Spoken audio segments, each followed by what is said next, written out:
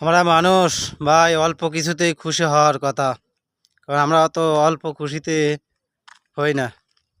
কারণ অনেক টাকা পয়সা রোজগার করি, সেগুলো আমরা নিজেও ভোগ করতে পারি না।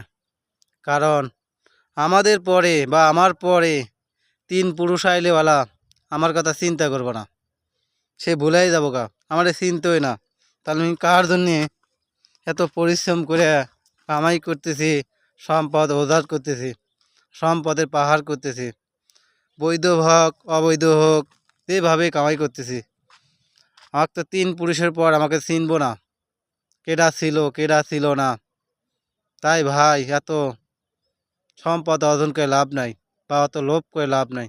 যতটুকু প্রয়োজন, যতটুকু চলতে লাগে ততটুকুই কামাই করেন। আপনার ছেলে মেয়ে আছে, তাদেরকে যেভাবে চলান যায় সেভাবে চলান, কিন্তু অত প্রয়োজন লাগে না।